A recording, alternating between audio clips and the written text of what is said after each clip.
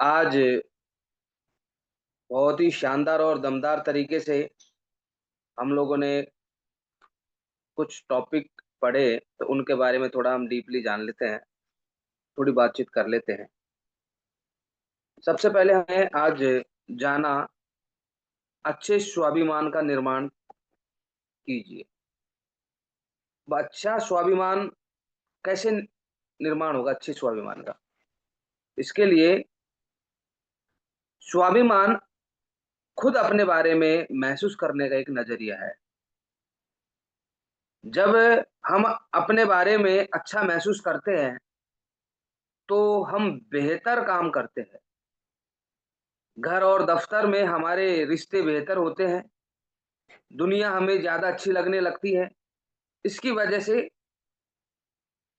वजह क्या हो सकती है? यह वजह है कि हमारी भावनाओं और व्यवहार सीधा रिश्ता होता है, क्योंकि हम किसी भी चीज़ के बारे में बात जैसे करते हैं ना, वैसा महसूस करते हैं। स्वाभिमान क्या है? खुद के प्रति एक व्यवहार। आप अपने बारे में क्या सोचते हैं? जैसा आप सोचोगे ना, वैसा ही आप करने लग जाओगे। देखो, यहाँ पर एक रिसर्च के बारे में बताया गया है। एक व्यक्ति था जिसने कुछ साल कैदियों के नज़रिया कैदियों को समझाने के बारे में कैदियों के पास में जा जाके उनको समझा रहा था। तो वहाँ पर उन्होंने बाद में एक कैदी से पूछा, जब वो रिहा होने वाला था कुछ समय बाद में, उसका नाम शिव था, उससे पूछा कि अब तुम क्या करोगे? उसने कहा मैं करूँगा, कोशिश करूँगा, अच्छा बनने की कोशिश करूँगा। 2-3 बार सवाल किया, तो लास्ट में उसने बोला कि मैं अच्छा बनूँगा, गुस्से में आके। यानी कोशिश शब्द हटा दिया उसने, अब वो अच्छा बन जाएगा। कोशिश जहाँ पर आ जाती है 99% व्यक्ति फेल ही होता है वहाँ पर। इसलिए तो हमारे सर लोग बोलते हैं बार-बार, कोशिश नहीं करके दिखाना है, करना ही करना है। यहाँ पर फिर एक बात और यहाँ पर आई है, जो बहुत अच्छी लगी। एक आदमी अपनी नई कार को धो रहा था, तो उसके पड़ोसी ने उससे पूछा कि ये कार कब खरीदी भई आपने? तो उसने बोला कि यह कार मेरे भाई ने मुझे दी है, गिफ्ट करी है। पड़ोसी ने कहा, काश मेरे पास भी कार होती। तो उस आदमी ने कहा कि भाई तुम्हारे पास कार होती, तुम ऐसा भी कह सकते हो कि काश मेरे पास में भी ऐसा भाई होता। अगर भाई होता तो वो भी मुझे एक कार दे देता। पड़ोसी की पत्नी ये सारी बातें सुन रही थी, तो उसने बीच में टोक कर कहा कि मैं सोचती हूँ कि काश वह भाई मैं होती। यह सोचने का कितना सकारात्मक नज़रिया है। देखो, एक कह रहा है कि मुझे मेरे भाई ने दी, दूसरा कह रहा है कि काश मेरे पास कार होती, मेरे पास ऐसा भाई होता। वो लेने की सोच रहे हैं। लेकिन पड़ोसी की पत्नी जो ये सब कुछ सुन रही थी, उसने कहा कि काश वह भाई मैं होती। यानी कि उसकी भावना देखो, उसकी भावना है देने की। उसकी भावना है कि काश मैं देती इसको ये कार, मैं इसको गिफ्ट करती, एक भाई होती तो। तो कितना वहाँ पर देखो आप, कितना बेहतरीन नज़रिया है उनका। फिर हमने पढ़ा नकारात्मक असर से कैसे बचें। नकारात्मकता सोच वाले लोगों लोगों के बारे में पढ़ा। यहाँ पर एक स्टोरी के माध्यम से हमने समझा कि एक चील का अंडा गलती से गिर जाता है और वो मुर्गियों के अंडों में मिल जाता है। मुर्गियाँ जैसे अपने अंडों को सेंकती है, वैसे उस चील के अंडे को भी सेंका और उसमें से जैसे मुर्गियों के चूजे निकलते हैं, वैसे ही उसमें से चील का बच्चा भी बाहर निकला। चील का बच्चा भी वो सारी एक्टिविटी करता जो मुर्गी के बच्चे करते। ज़मीन खोदते, दाना खाते, कीड़े-मकोड़े खाते, ज़्यादा से ज़्यादा 2-3 फीट उड़ लेता कभी-कभी। एक दिन उसने ऊँचाई पे देखा, एक बहुत ऊँचाई पर एक बहुत ही दमदार एक सुंदर सा एक पक्षी उड़ रहा था। उसने अपनी माँ से पूछा, मुर्गी से, बोला, "माँ, ये सुंदर सी चिड़िया क्या है?" तो उसकी माँ ने जवाब दिया, "बेटा ये चील है।"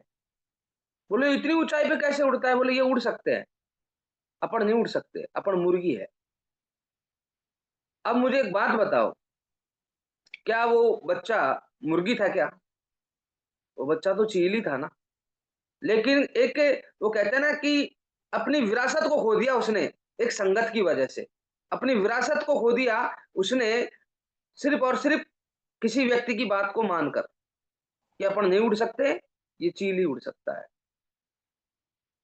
वो आया था बहुत ऊंची उड़ान करने के लिए इस दुनिया में, लेकिन संगत मुर्गियों की लग गई, सोच मुर्गियों वाली आ गई, तब वो नीचे ही नीचे 2 फीट 1 फीट ही उड़ेगा, वो ऊंचा ही नहीं उड़ सकता कभी भी। तो ऐसी मुर्गियां हमारे आसपास में बहुत है ना, जो बार बार बोलते हैं कि तेरे उड़ने की बस की बात नहीं है, अपन नहीं उड़ सकते इतना ऊंचा यार, अपन तो 1-2 फीट ही, ज्यादा से ज्यादा इतना ही चल सकते हैं। तो ऐसी मुर्गियां मिलती है हमको आसपास, जो हमको ये चीजें रोज बताती है, रोज बोलती है। हमारे हाथ में है कि या तो हम उनकी सुने या अपनी सुने। हम ऊंचाई पर उड़ने के लिए आए हैं इस दुनिया में यार। लोग बहुत हल्के में ले जाते हैं इन बातों को, ऐसे लोगों को हल्के में ले जाते हैं कि यार क्या फर्क पड़ता है, कहीं तो रहा है। लेकिन भाई साहब, ये सारी चीजें सबकॉन्शियस में असर पटकती है भयंकर, अवचेतन मन में बहुत गहरा असर करती है। जो हमसे नकारात्मक बातें करते हैं, नकारात्मकता नकारात्मकता बोलते हैं ना हमारे बारे में, ऐसे लोगों से तो दूर रहो। हमने यहाँ पर ये भी पढ़ा।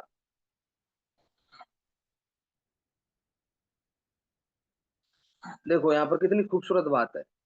अगर हम चील की तरह आकाश की बुलंदियों को छूना चाहते हैं ना, तो हमको चील के तौर तरीकों को सीखना होगा। अगर हम खुद को कामयाब लोगों के साथ जोड़ेंगे तो हम कामयाब कामयाब हो जाएंगे।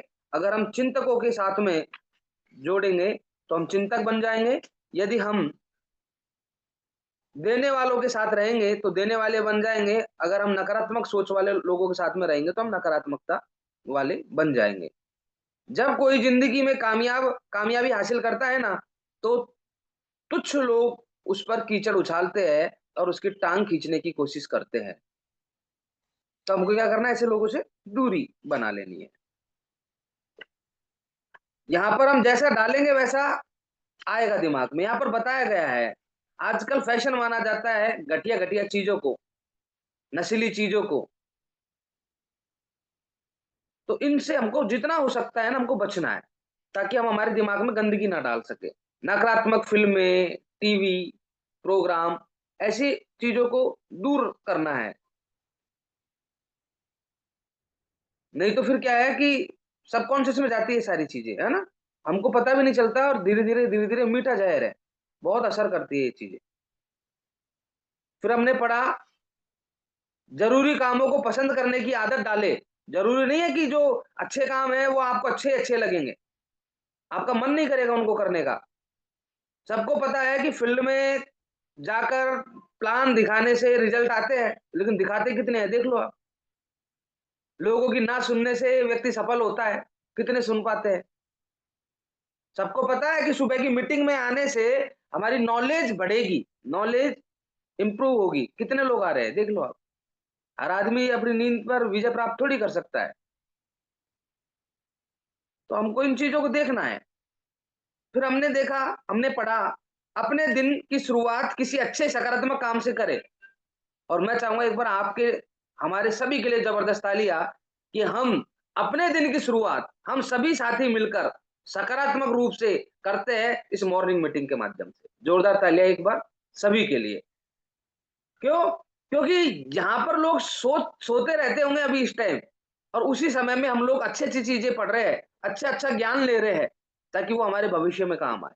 इस बिजनेस में ही नहीं, हर जगह ये ज्ञान काम आएगा मेरे भाई। तो हम क्या कर रहे हैं, सकारात्मकता ले रहे हैं कि नहीं ले रहे, बताओ मुझे आप।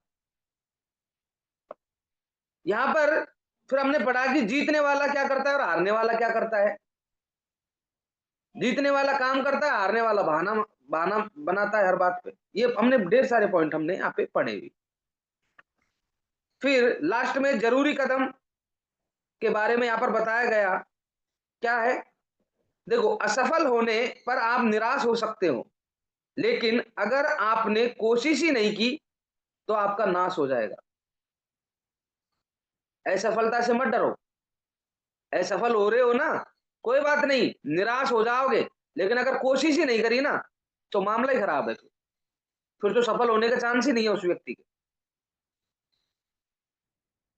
अभी हमने 8 कदम पढ़े हैं पिछले इस पूरे अध्याय में और इन 8 कदमों को हमको गहनता के साथ में सोचना है, विचार करना है और अपने जीवन में उतारना है। कुछ महत्वपूर्ण पॉइंट, अच्छी चीज़ों की तलाश करें, हर काम को फौरन करने की आदत डालें, एहसानमंद होने का नज़रिया बनाएँ, लगातार ज्ञान हासिल करने का कार्यक्रम तैयार करें, अच्छे स्वाभिमान का निर्माण करें, नकारात्मक असर से दूर रहे, जो काम ज़रूरी है उन्हें पसंद करने की आदत डालें और अच्छे ढंग से दिन की शुरुआत करें।